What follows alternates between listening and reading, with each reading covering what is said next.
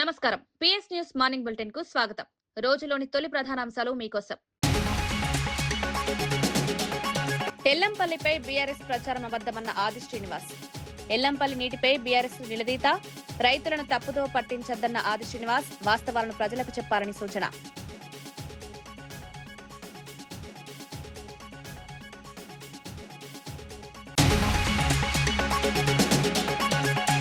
$4.51 లక్షల కోట్ల నిర్ణయాలకు కేంద్ర కేబినెట్ ఆమోదం. పీఎం కిసాన్ పథకానికి భారీ నిధులు, సముద్ర మంథన్ ప్రాజెక్టుకు కేంద్రం గ్రీన్ సిగ్నల్, క్రీడలు, మౌలిక వస్తువులకు భారీ కేటాయింపులు.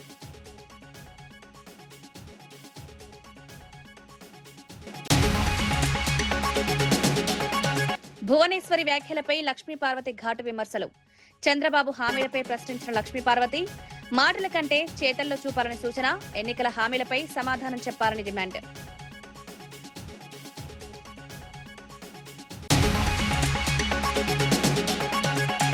తెలంగాణ ప్రయోజనాలతో రాజకీయం చేస్తోందన్న దయాకర్.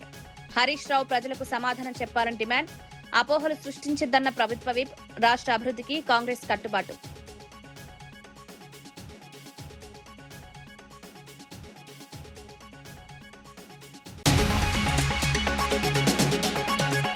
జర్నలిస్టులకు ఇండ్ల స్థలాలు ఇవ్వాలన్న టీయూడబ్ల్యూజే. రంగారెడ్డి జర్నలిస్టులకు ప్రాధాన్యం. జర్నలిస్టులకు ఆరోగ్య బీమా కల్పించాలని విజ్ఞప్తి. జర్నలిస్టుల సమస్యలపై పోరాటం కొనసాగుతుందన్న టీయూడబ్ల్యూజే. ప్రభుత్వ విప్ ఆది శ్రీనివాస్, బీఆర్ఎస్ నేతలు హరీష్ రావు, కేటీఆర్ చేసిన వ్యాఖ్యలను తీవ్రంగా ఖండించారు. కాళేశ్వరం ప్రాజెక్టు లేకుండా ఎల్లంపల్లి ప్రాజెక్టుకు నీరు రాదంటూ బీఆర్ఎస్ చేసిన ప్రచారం పూర్తిగా అబద్దమన్నారు. ఎగువ ప్రాంతాల్లో కురిసిన భారీ వర్షాలతో కన్నేపల్లి పంప్ హౌస్ నుంచి ఒక్క చుక్క నీటిని కూడా ఎత్తిపోకుండానే శ్రీపాద ఎల్లంపల్లి ప్రాజెక్టు దాదాపు పూర్తి స్థాయి నీటి మట్టానికి చేరుకుందని వివరించారు. ఈ పరిణామంతో బీఆర్ఎస్ చేస్తున్న తప్పుడు ప్రచారం ప్రజల ముందే బట్టబయలైందన్నారు. రైతులను తప్పుదో పట్టించే ప్రయత్నాలు వెంటనే మానుకోవాలని హితవు పలికారు. వాస్తవాలను వక్రీకరించి రాజకీయ లబ్ధి పొందాలనే ప్రయత్నాలు సరికాదన్నారు. రాష్ట్ర ప్రయోజనాలను దృష్టిలో పెట్టుకుని ప్రతిపక్షం బాధ్యతాయుతంగా వ్యవహరించాలని సూచించారు. అబద్దాల ప్రచారం చేసినటువంటి హరీష్ రావు గారు, కేటీఆర్, బీఆర్ఎస్ కు సంబంధించినటువంటి వారి వాదన డొల్లే అని తేలిపోయింది. ఈసారి కాంగ్రెస్ పార్టీ హయాంలో కట్టినటువంటి ప్రాజెక్టు ద్వారా మిడ్మానే డ్యామ్ కు నీళ్ళని ఎత్తిపోసే ప్రక్రియ కూడా ప్రారంభమైంది 2-3 రోజుల నుంచి. మేము నిర్మించినటువంటి మేడిగడ్డే లేకపోతే, అన్నారం లేకపోతే, సుందీలే లేకపోతే ఎల్లంపల్లి దగ్గరికి నీళ్లు ఎక్కడివి అనేటువంటి వారికి ప్రకృతి సమానం చెప్పింది అన్నమాట. సందర్భంగా చెప్పే ప్రయత్నం చేస్తూ ఈరోజు శుద్ధ అబద్దాలు మానుకోవాల్సిందిగా మేము కోరుతున్నాం. కాంగ్రెస్ వచ్చిన తర్వాత ఇబ్బంది అని చెప్పినమాట, కరువును కూడా రాజకీయం చేయాలని చెప్పి చూశారు. మంత్రి అడ్లూరి లక్ష్మణ్ ఎల్లంపల్లి ప్రాజెక్టు నీటి అంశంపై బీఆర్ఎస్ చేస్తున్న ప్రచారాన్ని తీవ్రంగా తప్పుబట్టారు. కాంగ్రెస్ ప్రభుత్వ హయాంలో నిర్మించిన ఎల్లంపల్లి ప్రాజెక్టు ద్వారానే ప్రస్తుతం నీరు అందుతోందని స్పష్టం చేశారు. ఈ విషయంలో మాజీ ముఖ్యమంత్రి కేసీఆర్ చేసిన అన్ని వ్యాఖ్యలు అసత్యాలేనన్నారు. నీటి సరఫరా తన ఘనత అని బీఆర్ఎస్ నేతలు చెప్తున్న ప్రచారం పూర్తిగా అవాస్తవమని పేర్కొన్నారు. రాష్ట్రానికి మేలు చేస్తున్న వర్షాలను కూడా బీఆర్ఎస్ జీర్ణించుకోలేకపోతోందని విమర్శించారు. ఎల్లంపల్లికి చేరిన నీటిని కాంగ్రెస్ ప్రభుత్వ ప్రణాళికలే కారణమన్నారు. ప్రజలను తప్పుదోవ పట్టించే రాజకీయాలకు బదులుగా వాస్తవాలను అంగీకరించాలని బీఆర్ఎస్ కు సూచించారు. ప్రాజెక్టు నుంచి నీటిని విడుదల చేయడం జరిగింది. ఎవరు చేయలే, మా ప్రాజెక్టు వల్ల నీళ్లు వచ్చినాయి, మా ప్రాజెక్టు వల్ల సస్యశ్యామలే అంటే మరి ఈరోజు కేటీఆర్ ఏం జవాబు చెప్తారో చెప్పమనండి. శ్రీపాద ఎల్లంపల్లి ప్రాజెక్టు ద్వారా భారీ వర్షాలతో వరద వచ్చి ఈ రాష్ట్ర రైతాంగం అంతా చల్లగా ఉండే, అన్ని వర్గాల ప్రజలకు చల్లగా ఉండాలని చెప్పి వర్షాలు కురిస్తే ప్రధాన ప్రతిపక్ష నాయకులు కొంతమంది ఏమంటారంటే అత్యంత బాధాకరమైన విషయం ఏంటంటే కరువును కోరుకుంటున్నారు. ఈ రాష్ట్రంలో కరువు రావాలి, కాంగ్రెస్ ఖతం కావాలి. ఇంత దురాలోచనతోని ప్రకటనలు చేయడం, నోటికి ఎంత వస్తే అంత ఆ విధంగా మాకొక 4 రోజుల అవకాశం ఇచ్చి చూడండి అని చెప్పి మాజీ మంత్రి హరీష్ రావు మాట్లాడతాడు. ఆయన మంత్రిగా అయిన కంటే ఇంజనీర్గా పెద్ద పెద్ద మాటలు చెప్పిండు. ఈరోజు ఇరిగేషన్ శాఖ మంత్రి ఉత్తమ్ కుమార్ రెడ్డి గారు మొదటి నుంచి చెప్తున్నాం, ఈరోజు ఈ యొక్క ఉత్తర తెలంగాణకు సంబంధించినటువంటి 2023 డిసెంబర్ తర్వాత పెద్ద ఎత్తున ప్యాడీ పంట కూడా వచ్చింది. రైతులు పెద్ద ఎత్తున వరి ధాన్యాన్ని పండించారు. తెలంగాణ రాష్ట్రంలో అత్యధికంగా ప్యాడీ వచ్చింది ఎక్కడంటే ఉమ్మడి కరీంనగర్ జిల్లా. ఆ రోజు గౌరవ ముఖ్యమంత్రిగా ఉన్నటువంటి కాంగ్రెస్ పార్టీ ప్రభుత్వం నిర్మాణం చేసినటువంటి శ్రీపాద ఎల్లంపల్లి ప్రాజెక్టు ద్వారా, వరద కాలువ ద్వారా ఈరోజు పెద్ద ఎత్తున నీళ్లు సమృద్ధిగా వచ్చి రైతులతో సంతోషంగా నాట్లు వేసుకొని ప్రధానమంత్రి నరేంద్ర మోదీ అధ్యక్షతన జరిగిన కేంద్ర కేబినెట్ సమావేశంలో దేశ అభివృద్ధి సంక్షేమానికి సంబంధించిన పలు కీలక నిర్ణయాలకు ఆమోదం లభించింది. మొత్తం 4.51 లక్షల కోట్ల వ్యయంతో పలు పథకాలను అమలు చేయాలని నిర్ణయించారు. రైతులకు ఆర్థిక సహాయం అందించే పీఎం కిసాన్ సమ్మాన్ నిధి పథకాన్ని 2030-31 ఆర్థిక సంవత్సరం వరకు పొడిగిస్తూ 3.15 లక్షల కోట్లు కేటాయించారు. కొత్తగా ప్రారంభించిన ప్రధానమంత్రి సూర్య సరోవర్ యోజనకు 5,070 కోట్లు మంజూరు చేశారు. సముద్ర వనరుల పరిశోధన వినియోగానికి సంబంధించిన సముద్ర మంథన్ ప్రాజెక్టుకు 84 కోట్ల ఆమోదం లభించింది. క్రీడల అభివృద్ధి కోసం ఖేలో ఇండియా జాతీయ క్రీడా సమాఖ్యలకు 36,441 కోట్లు కేటాయించారు. దేశ రవాణా మౌలిక సదుపాయాల అభివృద్ధికి ట్విన్ ట్యూబ్ టన్నెల్ నిర్మాణాలకు 9,771 కోట్లు మంజూరు చేస్తూ కేంద్ర కేబినెట్ కీలక నిర్ణయం తీసుకుంది.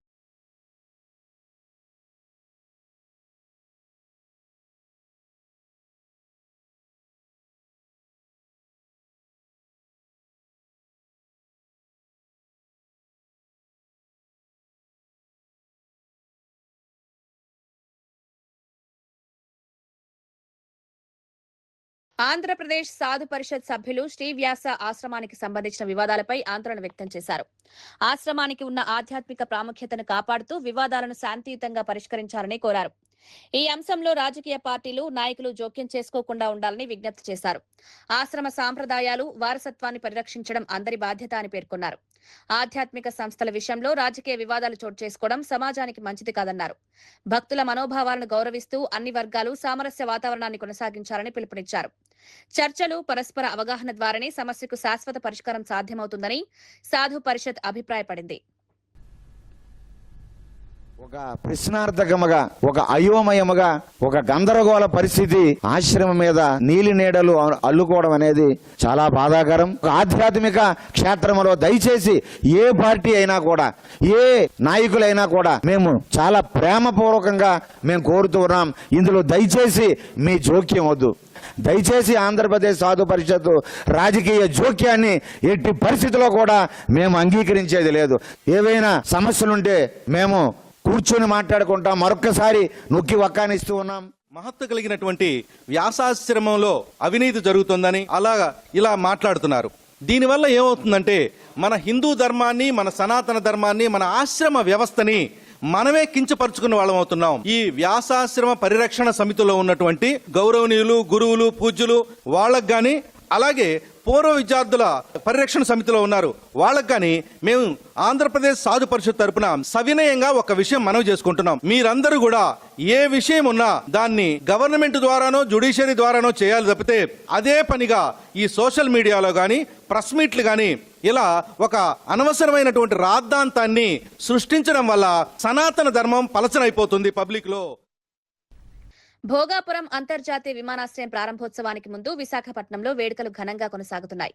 గ్రేటర్ విశాఖ మున్సిపల్ కార్పొరేషన్ ఆధ్వర్యంలో ఆర్కే బీచ్ లో mega flash mob, beach walk కార్యక్రమాలు నిర్వహించారు. ఉత్తరాంధ్ర అభివృద్ధికి ప్రతీకగా నిలిచే భోగాపురం విమానాశ్రయానికి ప్రజల మద్దతు చాటేలా ఈ కార్యక్రమాలను ఏర్పాటు చేశారు. విద్యార్థులు, యువత, ప్రజలు పెద్ద సంఖ్యలో పాల్గొని ఉత్సాహంగా సందడి చేశారు. సాంస్కృతిక ప్రదర్శనలు, నృత్యాలతో విశాఖ సాంస్కృతిక వైభవాన్ని ప్రతిబింబించారు. భోగాపురం విమానాశ్రయం అందుబాటులోకి వస్తే ఉత్తరాంధ్రలో పెట్టుబడులు, పర్యాటకం, పారిశ్రామిక అభివృద్ధి, కొత్త అవకాశాలు ఏర్పడతాయన్నారు. ప్రజల్లో అభివృద్ధిపై అవగాహన పెంపొందించడమే ఈ కార్యక్రమ లక్ష్యమని పేర్కొన్నారు. రేపు మన ఉత్తరాంధ్రకి ఎంతో ప్రాముఖ్యమైన అల్లూరు సీతారామరాజు ఇంటర్నేషనల్ ఎయిర్పోర్ట్ని ఆనరబుల్ ప్రైమ్ మినిస్టర్ గారి చేతుల మీదుగా మనం అందరం ఇనాగ్రేట్ చేసుకోబోతున్నాం. గత వారం రోజుల నుంచి ఎంటైర్ ఉత్తరాంధ్ర ఈ అకేషన్ని సెలబ్రేట్ చేసుకుంటుంది. ఉత్తరాంధ్ర కళలకు రెక్కలు అన్న ఒక స్లోగన్తో, నినాదంతో ప్రజలందరూ ఈ కార్యక్రమంలో పాల్గొనాలని ప్రభుత్వం చాలా యాక్టివిటీస్ టేకప్ చేసింది. దానిలో భాగంగా ఈరోజు విశాఖపట్నంలో బీచ్ వాక్ మరియు ఫ్లాష్ మాబ్ని టేకప్ చేయడం జరిగింది. రేపు పొద్దున సుమారు విశాఖపట్నం జిల్లా నుంచి 1,00,000 మంది జనాలు భోగాపురం ఇంటర్నేషనల్ ఎయిర్పోర్ట్, మన అల్లూరు సీతారామరాజు ఇంటర్నేషనల్ ఎయిర్పోర్ట్ ప్రారంభోత్సవంలో పాల్గొంచుకుంటున్నారు. ఎవరికైతే ఈ ఇంటర్నేషనల్ ఎయిర్పోర్ట్ ద్వారా వాళ్ళకు ఒక ఎకో సిస్టమ్ క్రియేట్ అవుతుందో, ఎంప్లాయ్మెంట్ ఆపర్చునిటీస్ క్రియేట్ అవుతుందో, ఫ్యూచర్ గ్రోత్లో పాలు పంచుకోబోతున్నారో వాళ్ళందరూ ఈ కార్యక్రమంలో పాల్గొనాలి అని చెప్పి గవర్నమెంట్ వాళ్ళందరికీ ప్రతి విలేజ్ నుంచి, ప్రతి మండల్ నుంచి బస్సెస్ ఏర్పాటు చేయడం జరిగింది. వాళ్ళందరూ ఎటువంటి ఇబ్బంది పడకుండా ఎయిర్పోర్ట్ చేరుకునే విధంగా చాలా కంప్లీట్గా అరేంజ్మెంట్స్ చేయడం జరిగింది. భోగాపురం అంతర్జాతీయ విమానాశ్రయంపై జరుగుతున్న రాజకీయ విమర్శలకు మంత్రి కొండపల్లి శ్రీనివాస్ ఘాటుగా స్పందించారు. ఈ ప్రాజెక్టుకు అసలు క్రెడిట్ ఎవరిదో ప్రజలకు బాగా తెలుసని స్పష్టం చేశారు.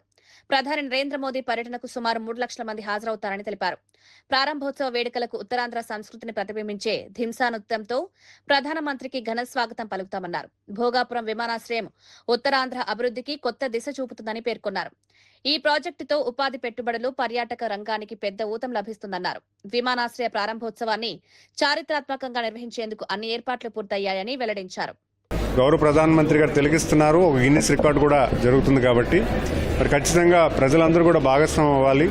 ఇది ఏదో ప్రభుత్వం చేస్తున్నటువంటి చర్య కాదు, ఇది మన అందరి కోసం నిర్మాణం చేసినటువంటి ఎయిర్పోర్టు. ఖచ్చితంగా మన అందరికీ కూడా భవిష్యత్ కాలంలో మంచి జరుగుతుందన్న విషయాన్ని తెలియజేసుకుంటాం. అనేక విషయాల్లో కూడా క్రెడిట్ చోరీ జరుగుతుంది. 14-19లో గౌరవ ముఖ్యమంత్రి గారు భోగాపురం ఎయిర్పోర్ట్ నిర్మాణం చేయాలని కార్యరూపం చేసి 80% ల్యాండ్ ఎక్విజిషన్ చేయడం జరిగింది. క్రమేణా వచ్చినట్టు ప్రభుత్వం దాన్ని ముందుకు తీసుకెళ్లకుండా అప్పుడు గవర్నమెంట్లో రావడానికి కూడా ప్రజల్ని వ్యతిరేకం చేసేలాగా ఎర్రబస్సు రాని చోట ఎయిర్పోర్ట్ ఎందుకు, మీ అందరూ కూడా నిలబడండి, నేనే దాన్ని ఆపుతానన్న వ్యక్తి ఈరోజు ప్రజల్లోకి వచ్చి ఎయిర్పోర్ట్ నేనే కట్టాను, ఎయిర్పోర్టు నా వల్లే జరిగింది, ఎయిర్పోర్ట్ వల్లే దానికి కావాల్సినవన్నీ కూడా నేనే చేశానని చెప్పడం చాలా హాస్యాస్పదం. ఎందుకంటే ఒక ఎయిర్పోర్ట్ కట్టడానికి వాళ్ళకి ఎందుకు 5 ఏళ్ళు సరిపోలేదు? ఖచ్చితంగా మీ మనస్సాక్షిని మీరు అడగండి, ఉత్తరాంధ్రకి మీరు ఏం చేశారని. వైఎస్ఆర్సీపీ ప్రధాన కార్యదర్శి నందమూరి లక్ష్మీ పార్వతి టీడీపీ అధినేత చంద్రబాబు, నారా భువనేశ్వరిపై తీవ్ర విమర్శలు చేశారు. చంద్రబాబు మాట తప్పడు అని భువనేశ్వరి చెప్పడం ఈ ఏడాది అతిపెద్ద జోక్ అని వ్యాఖ్యానించారు. చంద్రబాబు రాజకీయ జీవితంలో ఇచ్చిన హామీలను పూర్తిగా నెరవేర్చిన ఒక్క ఉదాహరణ అయినా చూపించాలని సవాల్ విసిరారు. ఉచిత విద్యుత్ హామీ కూడా చంద్రబాబుదేనని చెప్పడం పచ్చి అబద్దమని మండిపడ్డారు. ప్రజలను తప్పుదోవ పట్టించే ప్రకటనలు చేయడం మానుకోవాలని సూచించారు. ఎన్నికల హామీల అమలుపై ప్రజలకు సమాధానం చెప్పాల్సిన బాధ్యత టీడీపీ నాయకత్వంపై ఉందన్నారు. వాస్తవాలను వక్రీకరించి రాజకీయ లబ్ధి పొందే ప్రయత్నాలు ప్రజలు గమనిస్తున్నారని పేర్కొన్నారు. సరే, అతను ఇచ్చిన హామీ నెరవేర్చాడా? ఏ ఒక్కటి చెప్పమ్మా. లాస్ట్ ఎలక్షన్స్ 2014 ఎన్నికల్లో ఆయన 600 హామీలు ఇచ్చారు. సరే, అవన్నీ కూడా మర్చిపోయారు అనుకుందాం. జనాలు మర్చిపోరు, వాళ్ళకు ఉంటాయి మనసులో. మొన్న ఎన్నికలే కదా రీసెంట్గా 2024 ఎలక్షన్స్లో ఎన్ని హామీలు ఇచ్చారమ్మా? దాదాపు 143 హామీలు ఇచ్చారు మొన్న ఎలక్షన్లో కూడా. అందులో కూడా ఈ సూపర్ 6, సూపర్ 7 అనేది చాలా హైలైట్ చేసుకున్నారు. ఇంకేంటి, మేము గవర్నమెంట్ రాగానే ఫస్ట్ సంతకం అదేనని చెప్పి అన్నారు. కానీ అందులో ఎన్ని అమలు చేశారు? మిగిలినన్ని వదిలిపెడదాం మనం. మీరు మహిళల గురించే మాట్లాడారు కనుక ఆ మహిళలకు జరుగుతున్న అన్యాయం ఏంటో, మహిళలకి మీ ఆయన ఎన్ని హామీలు నిలబెట్టారో వాటిని గురించే మనం మాట్లాడదాం. ఇప్పుడు 18 ఏళ్లు దాటినటువంటి ప్రతి మహిళకు కూడా 1500 చొప్పున ఆడబిడ్డ నిధి ఇస్తామని చెప్పి ఎవరమ్మా ప్రకటించింది? చంద్రబాబు నాయుడే కదా ఎలక్షన్ ముందు. పెద్ద హామీ కదా. మరి ఆడబిడ్డ నిధి ఎందుకు ఇవ్వట్లేదని చెప్పి మీ ఆయన చెవి మెలేశారా ఎప్పుడైనా సరే? ఆయన అడిగారా మీరు హామీలు ఆయన నిలబెట్టుకుంటారని మాట అంటున్నారే. ఉచిత విద్యుత్ హామీ ఎవరిదమ్మా అసలు? ఉచిత విద్యుత్ హామీ చంద్రబాబుదా? ఇంతకంటే అబద్ధం, పచ్చి అబద్ధం ఇంకేమన్నా ఉంటుందా భువనేశ్వరి? ఎందుకు ఈ విధంగా మీరు కూడా దిగజారిపోతున్నారు వాళ్ళలాగానే? ఆయన మాట ఇస్తే తప్పరు, హరిశ్చంద్రుడు 6వ సంతానం అన్నట్టుగా మీరు మాట్లాడుతుంటే నవ్వుగాకేంటమ్మా తల్లి? ప్రభుత్వ విప్ ఎమ్మెల్సీ అద్దంకి దయాకర్ బీఆర్ఎస్ పై తీవ్ర విమర్శలు చేశారు. తమ రాజకీయ అస్తిత్వం కోసం తెలంగాణ ప్రజల ప్రయోజనాలను కూడా పణంగా పెట్టే స్థాయికి బీఆర్ఎస్ దిగజారిందని ఆరోపించారు. ఇటీవల చేసిన ఆరోపణలపై మాజీ మంత్రి హరీష్ రావు ప్రజలకు వెంటనే స్పష్టతనివ్వాలని డిమాండ్ చేశారు. రాష్ట్ర ప్రయోజనాల కంటే రాజకీయ ప్రయోజనాలకే బీఆర్ఎస్ ప్రాధాన్యమిస్తోందని విమర్శించారు. ప్రజల్లో అపోహలు సృష్టించే ప్రకటనలు చేయడం బాధ్యతాయుత రాజకీయాలకు విరుద్ధమన్నారు. వాస్తవాలను ప్రజల ముందుంచి సమాధానం చెప్పాలని హరీష్ రావును కోరారు. లేదంటే ప్రభుత్వ వ్యతిరేకత పెరగాలని, ప్రభుత్వానికి నష్టం జరగాలని వాళ్ళు చేస్తున్న ప్రయత్నం చూస్తే ఒకంత నవ్వుతో పాటు మరింత ఒక ఆవేశం వస్తున్న పరిస్థితి. ఎందుకంటే ఇంతకు దిగజారాల్సిన స్థితి ఎందుకు? బీఆర్ఎస్ నేత కేసీఆర్ గారు అల్లుడు హరీష్ రావు గారు ఎక్కడెక్కడ పోయి పూజలు చేస్తుండో మనకు సమాచారం ఉంది. ఒక్కసారి తెలంగాణ ప్రజలు గమనించండి. శివమొగ్గ, దాన్ని షిమోగ అంటారు. అది తాంత్రిక పూజలకు ప్రతీతి. అంటే క్షుద్ర పూజలు, ఊళ్ళలో చేతబడి లాంటి ఇట్లాంటివి అంటారు. అట్లా వ్యక్తులకు వ్యతిరేకంగా జరగాలి, లేకపోతే వ్యవస్థకు వ్యతిరేకంగా జరగాలని. రెండవది జై అఘోరకాళి, ఇది ట్రిసిటీలో ఉంటుంది, తిరుచిలో ఉంటుంది. దీన్ని తిరుచానపల్లి అంటారు. ఇక్కడ వీళ్ళు పూజలు చేయించడం దేనికి సంకేతం? తెలంగాణ ప్రభుత్వం నష్టపోవాలనే విషయం ఒకటైతే వానలు రావద్దని, వానలు రాకపోతే సమస్యలు వస్తాయి, రైతుల నుంచి సమస్యలు వస్తాయి, సమాజం నుంచి వ్యతిరేకత వస్తుంది, దాని కొరకు. రెండవది, ఈరోజు ప్రభుత్వం చేస్తున్న మంచి పథకాలను వ్యతిరేకత సృష్టించడానికి టెక్నికల్గా ఉన్న సోషల్ మీడియాను, లేదంటే మెయిన్ స్ట్రీమ్ మీడియాను, లేదంటే ట్రోల్స్ మీడియాను అన్నిటిని వాడుకుంటున్న పరిస్థితి. అది సరిపోక ఇలాంటి తాంత్రిక క్షుద్ర పూజలతో తెలంగాణ ప్రభుత్వానికి నష్టం జరగాలని కోరుకోవడం, వీళ్ళు తెలంగాణ బాగుపడాలని కోరుకుంటోళ్ళ అధికారం లేకపోతే అఘోరాలుగా తయారవుతున్న పరిస్థితి. ఈరోజు అఘోరాలతో దేశానికి మంచి జరిగింది, కొన్ని ప్రాంతాల్లో దేశం యొక్క అస్తిత్వాన్ని నిలిపే దాంట్లో ఉన్నారు. కానీ వీళ్ళు భారీ వర్షాలతో శ్రీబాద ఎల్లంపల్లి ప్రాజెక్టు నిండిపోవడంతో ఉత్తర తెలంగాణ రైతుల్లో ఆనందం వ్యక్తమవుతోంది. కాళేశ్వరం ప్రాజెక్టుతో సంబంధం లేకుండానే ఎగువ ప్రాంతాల నుంచి భారీగా వరద జలాలు ఎల్లంపల్లికి చేరడంతో ప్రాజెక్టు పూర్తి స్థాయికి చేరువైంది. అక్కడి నుంచి మిడ్మానేరు, మల్లన్న సాగర్ తో పాటు ఇతర జలాశయాలకు నీటి విడుదల కొనసాగుతోంది. దీంతో సాగునీటి పరిస్థితులు మెరుగుపడగా రైతులు ఊపిరి పీల్చుకున్నారు. ప్రస్తుత వర్షపాతం వల్ల ఖరీఫ్ సాగుకు తగినంత నీరు అందే పరిస్థితి ఏర్పడిందని అధికారులు తెలిపారు. జలాశయాల్లో నీటి నిల్వలు పెరగడంతో భూగర్భ జలాలు కూడా మెరుగుపడే అవకాశం ఉందని చెబుతున్నారు. సాగునీటి సరఫరా సక్రమంగా కొనసాగితే ఉత్తర తెలంగాణలో పంటల ఉత్పత్తి పెరుగుతుందని రైతులు ఆశాభావం వ్యక్తం చేశారు. నీళ్లు వచ్చినాయి, మా ప్రాజెక్టు వల్ల సస్యశ్యామలం ఏంటంటే మరి ఈరోజు కేటీఆర్ ఏం జవాబు చెప్తారో చెప్పమనండి. శ్రీపాద ఎల్లంపల్లి ప్రాజెక్టు ద్వారా భారీ వర్షాలతో వరద వచ్చి ఈ రాష్ట్ర రైతాంగం అంతా చల్లగా ఉండే, అన్ని వర్గాల ప్రజలకు చల్లగా ఉండాలని చెప్పి వర్షాలు కురిస్తే ప్రధాన ప్రతిపక్ష నాయకులు కొంతమంది ఏమంటారంటే అత్యంత బాధాకరమైన విషయం ఏంటంటే కరువును కోరుకుంటున్నారు. ఈ రాష్ట్రంలో కరువు రావాలి, కాంగ్రెస్ ఖతం కావాలి, ఇంత దురాలోచనతోని ప్రకటనలు చేయడం. నోటికి ఎంత వస్తే అంత ఆ విధంగా మాకొక నెల రోజులు అవకాశం ఇచ్చి చూడండి అని చెప్పి మాజీ మంత్రి హరీష్ రావు మాట్లాడతాడు. ఆయన మంత్రిగా ఆయన కంటే ఇంజనీర్గా పెద్ద పెద్ద మాటలు చెప్పిండు. ఈరోజు ఇరిగేషన్ శాఖ మంత్రి ఉత్తమ్ కుమార్ రెడ్డి గారు మొదటి నుంచి చెప్తున్నాం, ఈరోజు ఈ యొక్క ఉత్తర తెలంగాణకు సంబంధించినటువంటి 2023 డిసెంబర్ తర్వాత పెద్ద ఎత్తున ప్యాడీ పంట కూడా వచ్చింది. రైతులు పెద్ద ఎత్తున వరిధాన్యాన్ని పండించారు. గత 10 ఏళ్ల బీఆర్ఎస్ పాలనలో విద్యారంగం తీవ్ర నిర్లక్ష్యానికి గురైందని కాంగ్రెస్ పార్టీతో ఆరోపించింది. అధ్యాపకులకు బదిలీలు, పదోన్నతులు కల్పించకుండా జాప్యం చేశారని విమర్శించింది. జీతభత్యాల పెంపుల్లో ఆలస్యం, ఫీజు రియంబర్స్మెంట్ బకాయిలు, ఓవర్సీస్ స్కాలర్షిప్ల పెండింగ్, బెస్ట్ అవైలబుల్ స్కూల్స్ బిల్లులు చెల్లించకపోవడంతో విద్యార్థులు, ఉపాధ్యాయులు ఇబ్బందులు ఎదుర్కొన్నారని పేర్కొంది. ఉద్యోగ నియామకాలను నిర్లక్ష్యం చేయడం వల్ల విద్యా వ్యవస్థ దెబ్బతినిందని ఆరోపించింది. ప్రస్తుతం కాంగ్రెస్ ప్రభుత్వం విద్యారంగంలో సంస్కరణలు తీసుకొస్తోందని తెలిపింది. పెండింగ్ సమస్యలను దశల వారీగా పరిష్కరించేందుకు చర్యలు చేపడుతున్నట్లు పేర్కొంది. విద్యార్థులకు నాణ్యమైన విద్య, ఉపాధ్యాయులకు మెరుగైన సేవా పరిస్థితులు కల్పించడమే ప్రభుత్వ లక్ష్యమని కాంగ్రెస్ నాయకులు తెలిపారు. ఇంజనీరింగ్ చదువుతున్న విద్యార్థులకు 2018 నుండి ఫీజు రియంబర్స్మెంట్ చేయకుండా ఇబ్బంది పెట్టింది మీరు కాదా? అదేవిధంగా ఓవర్సీస్ స్కాలర్షిప్స్ 2018 నుండి పెండింగ్ పెట్టి వారిని ఇబ్బంది పెట్టింది మీ ప్రభుత్వం కాదా?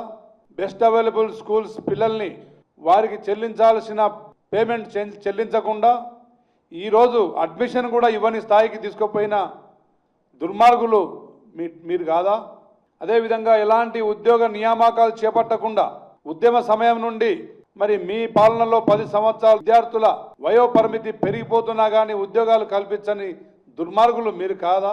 ఈ రాష్ట్ర విద్యార్థుల భవిష్యత్తు గురించి పూర్తి స్థాయిలో పరిశోధన చేసి విద్యా వ్యవస్థను ప్రక్షాళన చేయాలనే లక్ష్యంతో ముందు సాగుతున్న ముఖ్యమంత్రి గారిపై మీరు వక్రీకరించి తెలంగాణ ప్రభుత్వం ఫ్యూచర్ సిటీలో జర్నలిస్టులకు కేటాయించనున్న ఇండ్ల స్థలాల్లో రంగారెడ్డి జిల్లాకు చెందిన అర్హులైన జర్నలిస్టులకు మొదటి ప్రాధాన్యం కల్పించాలని టీయూడబ్ల్యూజే రాష్ట్ర కార్యదర్శి కొంపల్లి శ్రీకాంత్ రెడ్డి ప్రభుత్వాన్ని కోరారు. బాలాపూర్ మండల టీయూడబ్ల్యూజే నూతన కార్యవర్గ ఎన్నికల సందర్భంగా జరిగిన సమావేశంలో ఆయన ఈ విజ్ఞప్తి చేశారు. 20 సంవత్సరాలుగా జర్నలిజంలో సేవలందిస్తున్న అర్హులైన వారందరికీ ఇళ్ల స్థలాలు కేటాయించాలన్నారు. జర్నలిస్టులకు ప్రభుత్వ ఉద్యోగుల తరహాలో కార్పొరేట్ వైద్య సేవలు అందించేందుకు చర్యలు జరుగుతున్నాయన్నారు. త్వరలో 5 లక్షల రూపాయల ఆరోగ్య బీమా సౌకర్యాన్ని కూడా అందుబాటులోకి తీసుకురానున్నట్లు వెల్లడించారు. అనంతరం బాలాపూర్ మండల నూతన కార్యవర్గాన్ని ఏకగ్రీవంగా ఎన్నుకుని అభినందించారు. జర్నలిస్టుల సమస్యల పరిష్కారానికి సంఘం రాజీ లేని పోరాటం కొనసాగిస్తుందని నాయకులు స్పష్టం చేశారు. రాష్ట్ర సమాచార పౌర సరఫరా శాఖ మంత్రి గారిని, పౌర సంబంధాల శాఖ మంత్రి గారిని, మిగతా అందరినీ కలుద్దాం. కలిసి తప్పనిసరిగా మా లోకల్లో మహేశ్వరం కాన్స్టిట్యూన్సీలో పనిచేసే అందరు రిపోర్టర్లను కానీ రంగారెడ్డి జిల్లా వరకు తప్పనిసరిగా రంగారెడ్డి జిల్లాలో జర్నలిస్ట్ పనిచేసే వర్కింగ్ జర్నలిస్ట్ అందరికీ ఆ స్థలాల్లో మాకు స్థలం ఇవ్వాలి. ఎంత ఇస్తే వాళ్ళకి అంత ఇస్తే మనకు అంత ఇవ్వాలి. స్టేట్ బ్యూరోలు మేమేం తక్కువ కాదు, అన్ని పత్రికలకు పట్టుకోమల మేమే. స్ట్రింగ్ అంటే మన మండల రిపోర్టర్లు అంటే అక్కడ పేపర్ నిండేదే మండల రిపోర్టర్తో, ఏదో సిటీ బ్యూరోలు స్టేట్ బ్యూరోలు రాసే ఒక ఐటమ్తో పేపర్ నిండవు. సో ఈ విషయమైన మన కార్యాచరణ రూపొందించబోతున్నాం. మన జిల్లా కమిటీ ఈ అంశంలోనే ఈసీలో కూడా మొదటి ఈసీలో కూడా మనం తీర్మానించడం జరిగింది. ఈ కార్యక్రమాల ప్రారంభంలో నిర్వహించుకున్నాం. తదుపరి జరిగే మన వినతి పత్ర సమర్పణ కార్యక్రమానికి తప్పనిసరిగా మీరు అందరూ రావాలి. ఇది మొట్టమొదటి డిమాండ్ మనది. ఇంకా తదుపరి వచ్చినట్టయితే మనం అక్రిడేషన్ల వ్యవస్థ ఉంది. ఇప్పుడు అక్రిడేషన్లు గతంలో మనకు మండలానికి జనాభాను బట్టి ఇస్తుండే, ఇప్పుడు కొత్తగా మారిన నిబంధనల ప్రకారం ఈ పుట్టుకొస్తున్న యూట్యూబర్లు వాళ్ళ వల్ల కొంత కోత విధించాలని చెప్పేసి మన శ్రీనివాస్ రెడ్డి గారు కొత్త సిస్టమ్ తేవడం జరిగింది. కొత్త అంటే ఎవరైతే వర్కింగ్గా పనిచేస్తున్నారో వాళ్ళకి ఇవ్వాలని, అలా పనిచేస్తూ ఎవరైనా రాళ్ళు ఉంటే మనతో తప్పకుండా మన అక్రిడేషన్ కమిటీ మెంబర్గా మన శ్రీకాంత్ ఉన్నాడు. శ్రీకాంత్ అన్న దృష్టికి తీసుకెళ్ళి మనము ఆ సమస్య కూడా పరిష్కరించుకుందాం. సో దాంతోపాటు గారు ఒక కమిటీతో పనిచేస్తున్నారు. ఆ సందర్భంలో మనం కూడా తెలంగాణ ఉద్యమంలో పాత్ర పోషించడం జరిగింది. ఎందుకంటే మీరు ఒక న్యూస్ రాసినా తెలంగాణ ఉద్యమం కోసం రాసినట్టే. ఆంధ్ర పత్రికలు ఆంధ్ర యజమానుల్లో పనిచేస్తూ కూడా మనం ఇక్కడ తెలంగాణ ఉద్యమం కోసం సపోర్టివ్గా న్యూస్ రాయడం జరిగింది. వాళ్ళకు భాషగా ఇవ్వడం జరిగింది. మన మీద కేసులు అనే ఒక నిబంధనను ఉండొద్దని చెప్పాం. ఈ కేసులు జర్నలిస్టుల మీద పోలీసులు కేసు పెట్టారు. మనం ఒక ఉద్యమంలో ఉన్నా కూడా పక్కన తీసుకెళ్ళి వేరే వాళ్ళని కేసులు పెడతారు.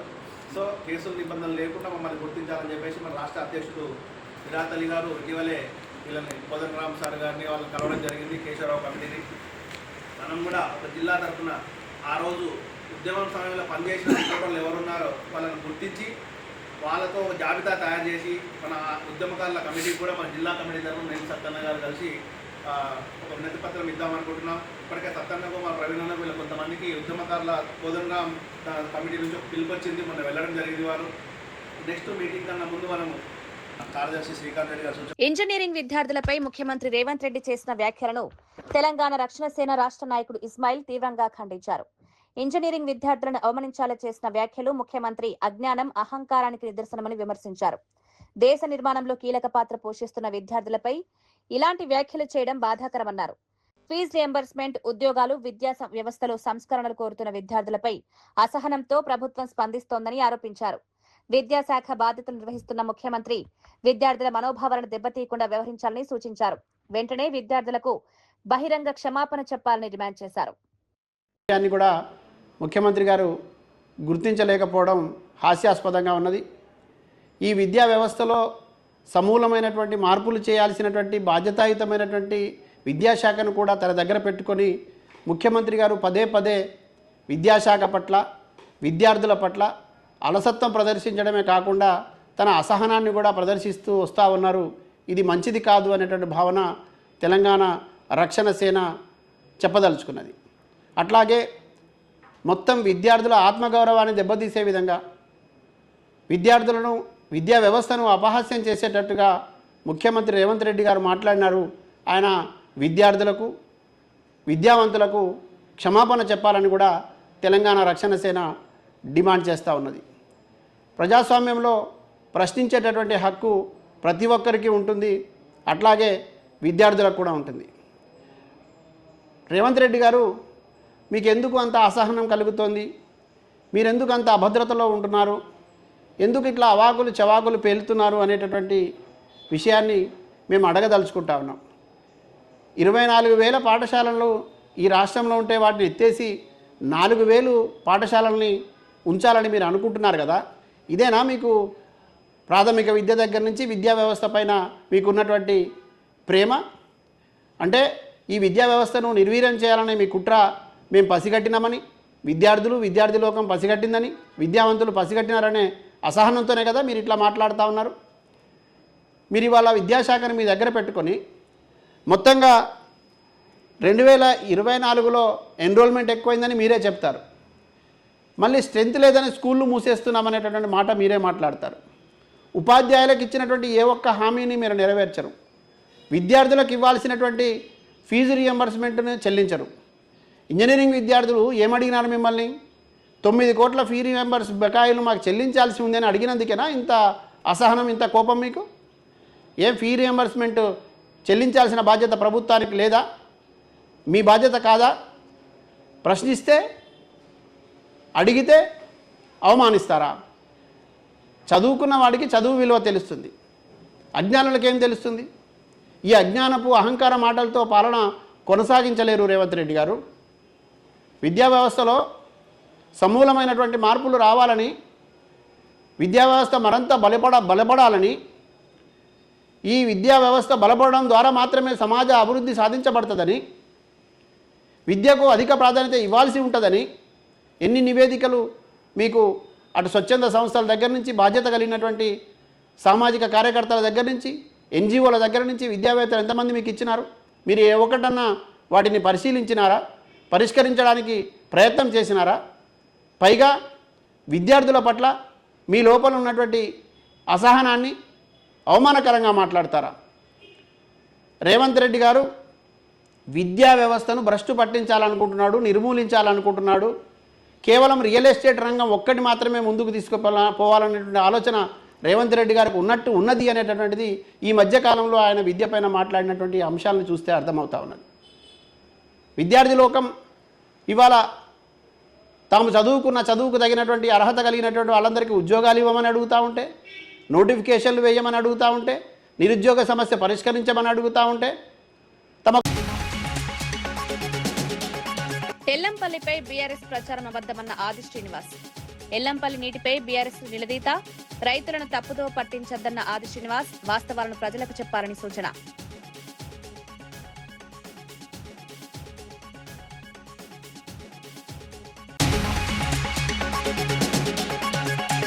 $4.51 లక్షల కోట్ల నిర్ణయాలకు కేంద్ర కేబినెట్ ఆమోదం. పీఎం కిసాన్ పథకానికి భారీ నిధులు, సముద్ర మంథన్ ప్రాజెక్టుకు కేంద్రం గ్రీన్ సిగ్నల్, క్రీడలు, మౌలిక వస్తువులకు భారీ కేటాయింపులు.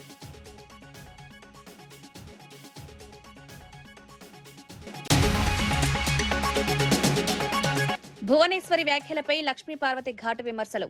చంద్రబాబు హామీలపై ప్రశ్నించిన లక్ష్మీపార్వతి, మాటల కంటే చేతల్లో చూపాలని సూచన, ఎన్నికల హామీలపై సమాధానం చెప్పాలని డిమాండ్.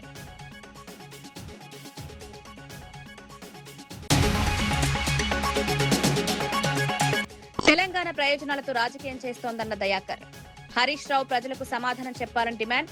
అపోహలు సృష్టించద్దన్న ప్రభుత్వ విప్, రాష్ట్ర అభివృద్ధికి కాంగ్రెస్ కట్టుబాటు.